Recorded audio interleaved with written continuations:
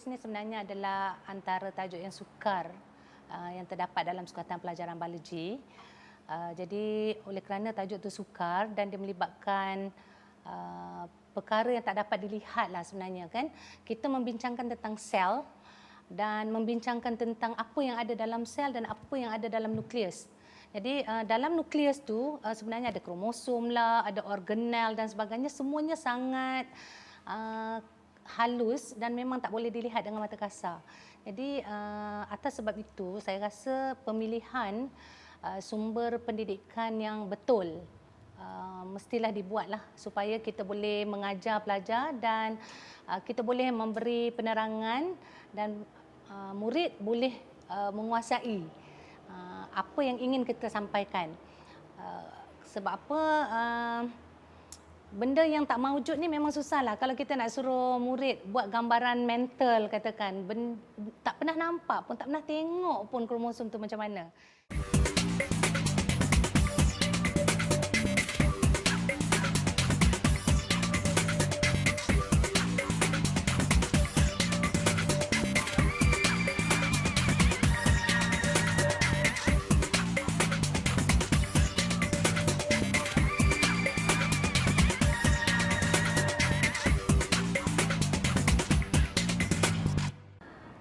Okey, sekarang kita akan mulakan aktiviti kumpulan. Aktiviti kita pada hari ini ialah membina model dan model yang perlu disediakan adalah model yang mewakili peringkat-peringkat dalam mitosis, peringkat-peringkat dalam meiosis 1 dan peringkat-peringkat dalam meiosis 2. Jadi cikgu dah sediakan bahan-bahan untuk kamu membuat model berkenaan. Bahan-bahan tu tengok ada kat ujung sana tu. Okey, nampak tak? Okey. Setiap kumpulan hantar seorang wakil untuk ambil bahan-bahan tersebut. Sila.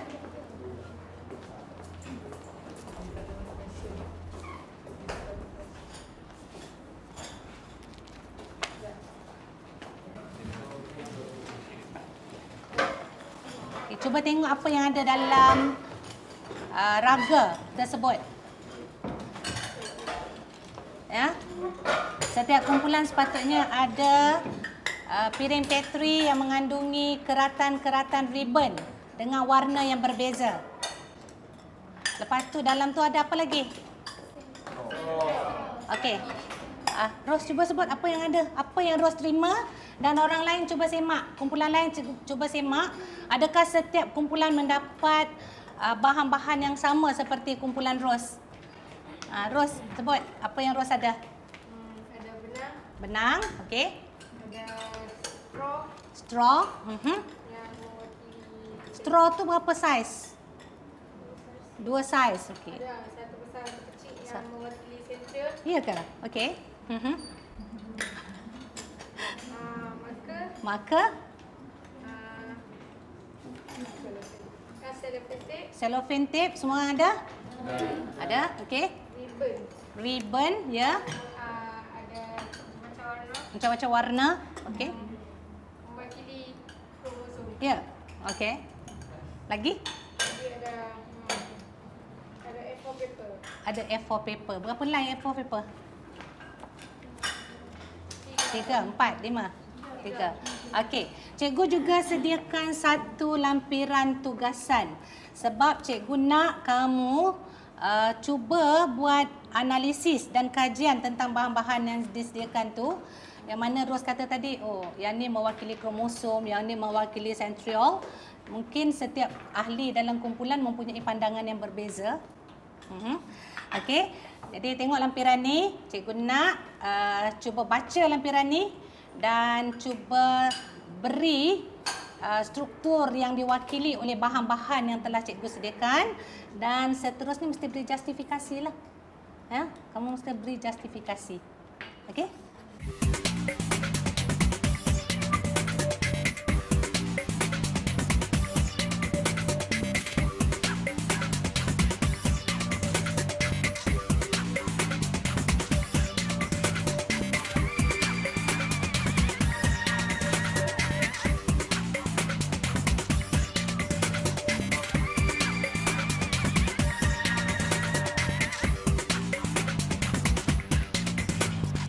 Okey, rasanya semua dah siap kan?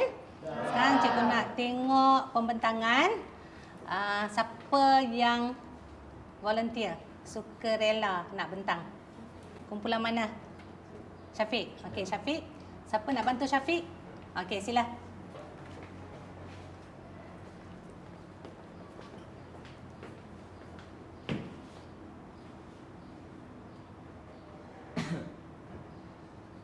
Okey, ini adalah bahan-bahan ya yang telah dibekalkan kepada kamu dan kamu diminta untuk mengenal pasti apakah yang diwakili oleh bahan-bahan ini dan beri justifikasi kenapa kamu pilih bahan tersebut bagi mewakili struktur tertentu dalam sel. Sebab sel tak boleh nampak, terlalu kecil dan bahagian-bahagian tu pun kita tak boleh nampak dengan mata kasar. Kan? Jadi sebab itu kita pilih bahan-bahan ini bagi mewakili struktur berkenaan supaya kita senang faham lah. Kita senang faham ya dan menguasai konsep dengan baik. Okey, silakan Syafiq. Okay, untuk bahan yang pertama yang kami wakilkan adalah red yang mempunyai 2 warna. Hari ini kami wakilkannya kepada kromosom kerana ia senang untuk dipotong mengikut saiz kromosomnya dan ia terdapat variasi warna iaitu 2 warna yang dapat membezakan antara kromosom 1 dan kromosom yang kedua. Dan untuk itu apa kata cikgu bagi tugasan kumpulan ni buat model untuk profasa mitosis, profasa meiosis 1, profasa meiosis 2.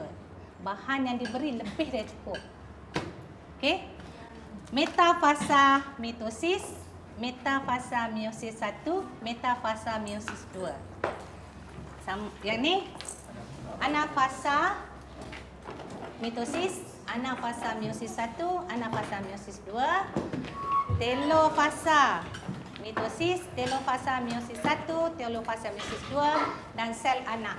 Sel anak pembahagian sel secara mitosis dan sel anak pembahagian sel secara meiosis. Okey, boleh mula sekarang. Cikgu bagi 15 minit mesti siap. Boleh? Okey, kita tengok kumpulan mana siap dulu.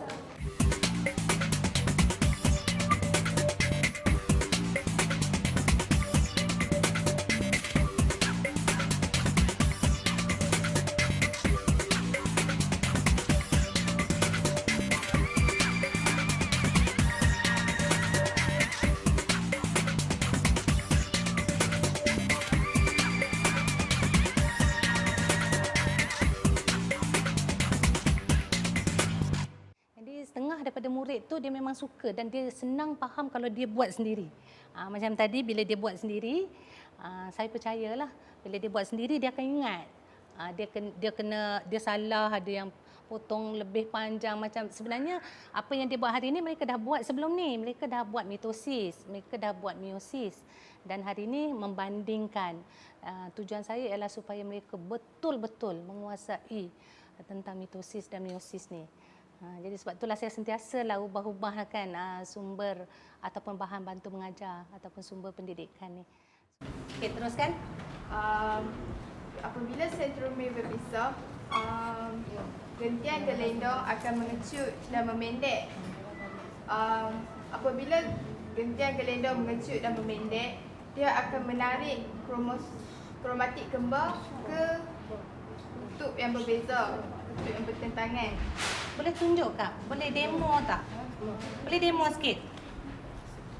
Macam mana perkara tu berlaku? Boleh demo? Ini ada fasa pertama. Ya. Mitosis. Ataupun mana-mana anafasa lah. Cuba demo sikit boleh tak? Untuk menunjukkan bahawa pada peringkat anafasa berlakunya pemisahan dan pergerakan ke kutub yang bertentangan. Pemisahan ataupun pergerakan bagi kromosom ke kromatid ke ataupun kromosom homolog ke. Okey. Ini pada mulanya dia duduk macam tadi untuk metafasa tadi kan dia duduk ada yang ini untuk anafasa yang pertama dan anafasa pertama dia duduk berdua-dua dan apabila Homolog berpasangan. homolog berpasangan. Betul lah tu, berdua-dua lah tu. Okey. Homolog. Bila masuk anak fasa 1, dia akan di apa ni, gentian gelendong dia akan terpecah. Mengecut. Mengecut dan menarik kromosom ini ke arah kutub yang bertentangan. Ya, jadi kita nampak homolog, kromosom homolog akan bergerak menuju ke kutub sel yang bertentangan kerana akibat daripada gentian gelendong yang mengecut dan menarik kromosom homolog tersebut. Okey. Okay, Assalamualaikum warahmatullahi wabarakatuh. Kami daripada bulan ini akan tentangkan sedikit sebanyak tentang sel anak. Okey, sel anak terbagi pada 3. Semua orang kenal kan? Satu adalah sel dalam fasa mitosis, satu dalam fasa meiosis 2 dan meiosis 1. Okey, mengikut fasa mitosis, apa yang berlaku kan? Dia macam kita dah belajar pasal replikasi. Jadi apa yang berlaku, dia pada sel induk dia akan replikasi. Dia akan mengikut macam jumlah asal dia akan jadi 6 juga. Itu yang akan berlaku. Kalau macam lepas macam telofasa terangkan tadi, jadi apa yang ada kat sini sama macam telofasa, nuclear membrane dan juga cell membrane ataupun nucleus dan juga membrane nuklear. Kat sini okey, bentang gelendong kan sudah tak nampak, sudah tak kelihatan sebab dia dah macam dah larut lah sekali dengan cytoplasm. Sebab kalau macam proses ni dia akan ke proses seterusnya. Kalau macam untuk meiosis 1 kan, dia akan macam mana? Kata dia akan dissolve macam dia akan macam ni melarut untuk ke arah ke proses dunia, itu proses profesor kan. Okey, kalau dilihat juga, okey kat sini dia akan wujudnya kromatik, tapi dalam tempat ni kita akan panggil dia sebagai kromosom.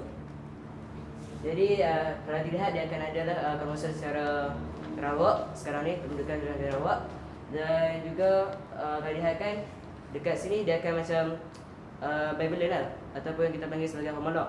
Tapi mitosis dia tak wujud lah benda tu sebab dia tak berlakunya sinaksis dengan chiasma. Aizat dia dah ke depan ya, cikgu belum tanya pun dia dah jawab. Ya, hasil daripada meiosis ni, sel anaknya adalah haploid kan? Sel anaknya adalah haploid. Jadi kalau berlakunya persenyawaan sel anak ni kan? Sel anak ni adalah gamete. Jadi apabila berlaku persenyawaan antara sperm dengan ovum, maka terhasillah zygote yang diploid sama seperti bilangan kromosom sel induk. Ya, bagus. Okey. Cikgu harap rajin-rajin buat latihan tambahan, rajin-rajin buat research kalau boleh daripada internet supaya dapat memperkayakan maklumat, memperkayakan pengetahuan. Okey. Terima kasih. Bagi saya pembelajaran dengan Cikgu Nuridah ni syok best. Dia pun dia suka guna banyak bahan macam bahan grafik, bahan gambar semua. Memang syok lah, senang faham. Macam bagi saya memang faham 100%. Mungkin pelajar lain faham juga. Dan satu lagi dia suka bangkitkan persoalan yang memang pasti akan naik dalam periksa. Kan dia pengalaman dah banyak kan, dah banyak tahun dah mengajar. So memang syok belajar ni.